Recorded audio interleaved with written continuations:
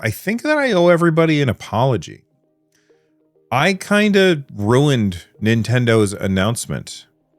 And I did it because I was excited about the Nintendo Switch 2. But because the leaks were so freaking accurate, it made the reveal this morning just kind of boring. Now, I have to say, I think it's good that this is boring. I think it's good that Nintendo has not gotten a wild hair up their ass and gone crazy off the rails with some weirdo bananas thing that makes it hard for developers to implement porting their games from other platforms onto this platform. They don't seem to have a gimmick that I feel like is hard to deal with, because right now most developers target their games for consoles, and then they also release them on PC. And oftentimes the PC one comes out first, but they target the consoles because the consoles are where a lot of people are playing those games, and they're like the lowest common denominator. They're the system that it has to run well on, and so they have to target that. And on PC, they can always just say, well, these are the system requirements, and if you want to be able to run our game, you got to increase whatever hardware that you have in order to play that game.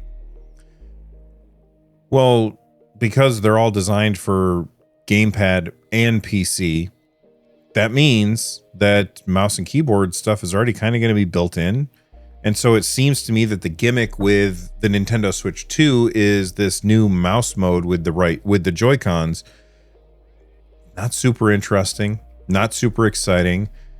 And I think that that's a good thing, because that means that developers can just focus on making good games and not worrying about the ridiculous gimmick that Nintendo decided to roll out this time around. So you go back to the era of the Wii. You know, their gimmick was waggle controls, doing this stuff in order to have something happen on screen.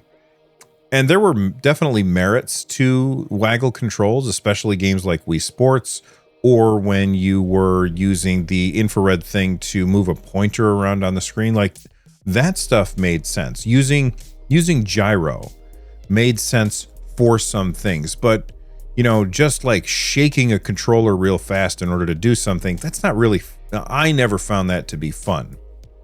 And a lot of developers felt like they had to shoehorn that waggle onto their games, which I was never a fan of.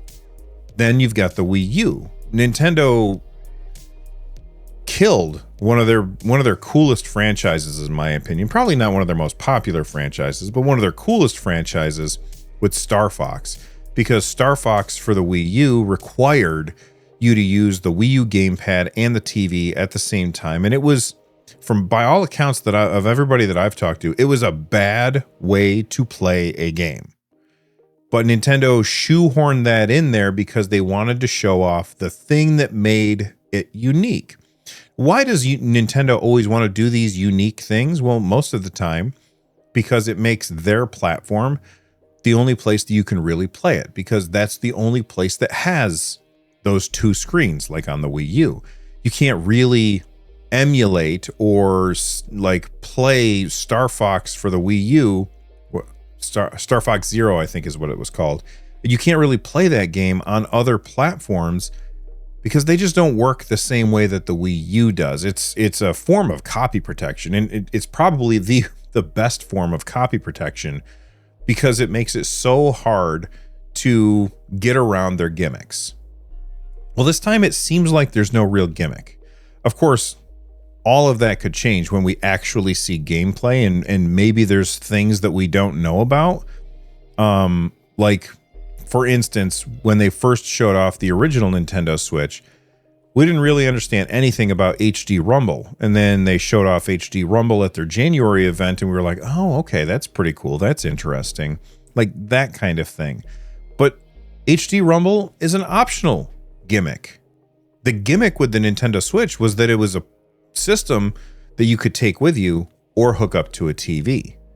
And the reason why that was so successful was for, well, the reasons that that was so successful.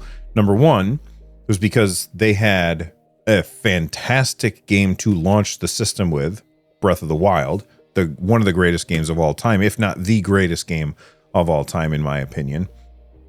And then the other reason was because they didn't have a gimmick.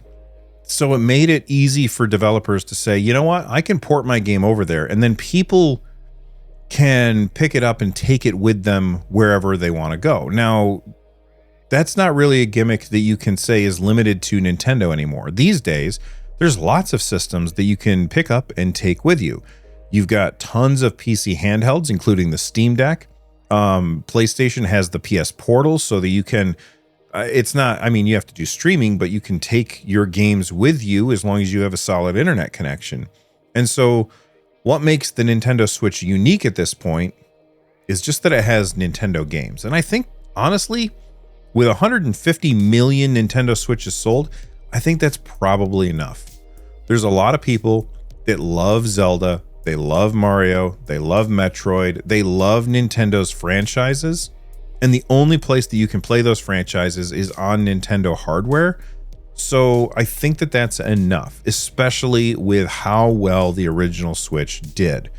So I feel like they don't need to shoehorn in a gimmick that would otherwise put off third-party devs from bringing their games to this system, especially now that third-party devs have other hardware that people can, other portable hardware that people can take with them. And the devs can just say, well, if you want to play our game portable, just buy a Steam Deck or buy an ROG Ally or, you know, something like that. I still think that all of these devs are going to be targeting the Nintendo Switch because you look at the Steam Deck, it sold 3 million units, maybe 4 million units by now. And the Switch has sold 150 million units. Now that's a difference of 3 years versus 8 years, but still, that's a lot of Nintendo Switches sold. That's a lot of brand recognition. That's a lot of people who will go into a store looking for something to play a video game on, and they'll say, oh, shoot, I've got a Nintendo Switch. They made a new Nintendo Switch. I'm going to pick up that thing. It plays all of my old Nintendo Switch games. Hot dog, this is exactly what I want. So is the Nintendo Switch 2 boring? Yes. And that's good. But I feel like it's only boring because we knew about all of this stuff ahead of time. We had the leaks about the magnetic Joy-Cons. We had the leaks about the screen size. We had the motherboard leak where we could see it. We had my leak where we had a case company that sent me a model of the Nintendo Switch 2, and that did gangbusters. We had tons of leaks about this thing, so much that we knew everything ahead of time. Are all of the questions answered? No. And Nintendo answered absolutely 0 questions today. It was really strange because just a few days ago, they said, hey, all the leaks that you're seeing is not official, to which some people took, oh, that means that the leaks are wrong. That's not what Nintendo said. Nintendo didn't say they were wrong. They said that they were unofficial, which to all of us, we should have replied, yeah, no shit. You didn't tweet them. We know it's not official. We understand that it's not official. So what is official? They posted their 2-minute video this morning, and I really wasn't sure if I wanted to make a video about it. I kept going back and forth because there's not much to say about it. The one thing that we don't know, actually, there's a few things. Let's talk about that. What don't we know about the Nintendo Switch? We don't know about the battery life. We don't know how big the battery is that's going to be in this thing. We don't know the resolution that this system is going to be running at. We don't know what the weird little C button does, although in this video, the C button does not have a C on it, so maybe it's not a C button after all. We don't know what that thing does. We don't know what the optical sensor... Well, okay. We think we know, but we're not 100% sure what the optical sensor is for on the Joy-Cons. There's been a lot of speculation that it was for mouse mode, which is really crazy to me. Like, I never thought that Nintendo would go with mouse mode, but that's what they ended up doing. And the one of the reasons why I think it's crazy that they're going with that is because holding the Nintendo Switch 2 controller like this on a flat surface, this is not comfortable.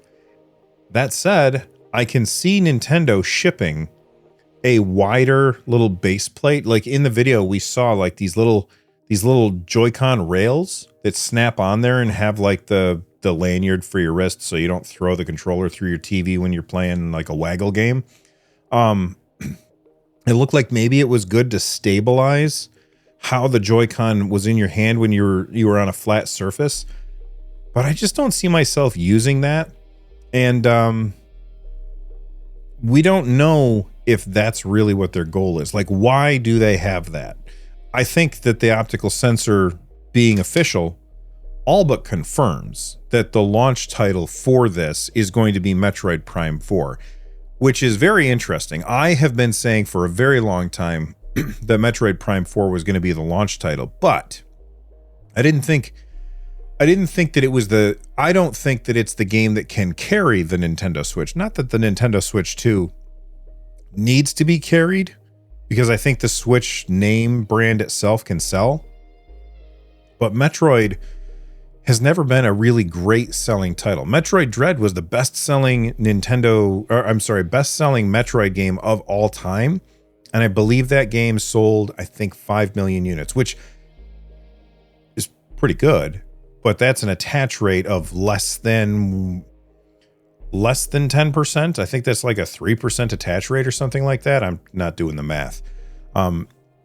So, you know, using Metroid as your launch game, I don't know if that's really the right move, but it's the perfect way to demonstrate first-person shooter mode with mouse mode on tabletop mode, which makes it all comes together and makes sense. That's why they have a USB-C port on the top. So when you're playing in tabletop mode, you can charge, because I think that Nintendo is going to try to heavily advertise that you can use this in tabletop mode and play it like you do on a computer.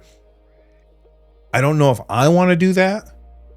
And I don't think that Nintendo will require that for most of their games.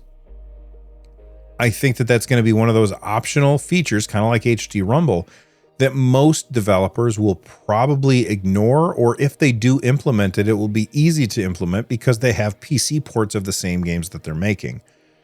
But that's my thoughts on the Nintendo Switch 2. The leaks were all confirmed. Nintendo needs to button that stuff up as much as they can. And it turned everything into kind of a boring video this morning, which was a little disappointing. And I'm partly to blame for that, so I apologize. Let me know what you all think in the comment section down below that like button. And if it's your first time here, please subscribe. From the Nerd Nest, I'm Bill. Stay rad, and thanks for watching. Bye-bye, everybody.